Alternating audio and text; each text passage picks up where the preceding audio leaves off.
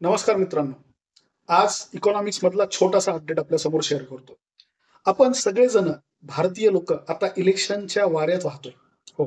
आजचा इकॉनॉमिक्सचा आपला जो व्हिडिओ आहे, तो सुद्धा इलेक्शनची काही छोटीशी अपडेट तुम्हाला द्यायचा प्रयत्न केला जातोय. 1951-52 मध्ये जेव्हा पहिल्यांदा इलेक्शन भारतात कंडक्ट झाली मित्रांनो, त्याचा खर्च होता ₹10.5 कोटी. हो.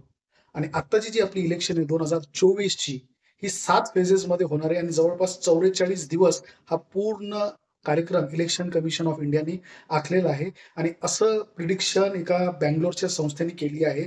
ते असं म्हणतात, की साधारणतः 2024 मध्ये इलेक्शनवरचा टोटल खर्च हा 1,00,000 कोटीच्या पुढे जाणार आहे.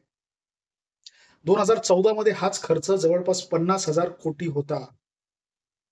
त्यांनी असंही सांगितलंय, की 51-52 मध्ये जेव्हा पर वोटरच्या मागे खर्च काढला, तो खर्च फक्त 6 पैसे पर वोटर एवढा आलता.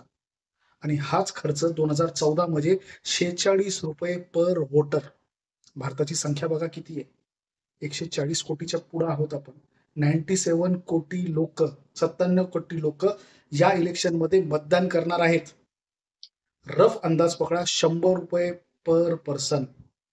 9,700 कोटी होतात. मग 1,00,000चा आकडा आला कुठून? कदाचित बाकीचे अजून खर्च जे असतील ते त्यांनी कॅल्क्युलेट केले असतील याच्यात. पण हे आपल्याला एक सांगून जातं, की भारत हा जे देश एवढा मोठा आहे, जिओग्राफिक डायव्हर्सिटी आहे. पैसा का लागतो? लोकं हायर करण्यासाठी लागतात.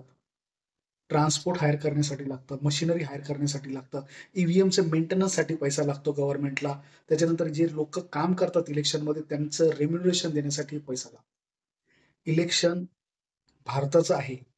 त्याच्यामागं इकॉनॉमिक्स हा खूप मोठा अँगल आहे. तर व्हिडिओ आवडला असेल तर लाईक करा, शेअर करा, सबस्क्राईब करा. महत्त्वाचं राहून भेटत राहा.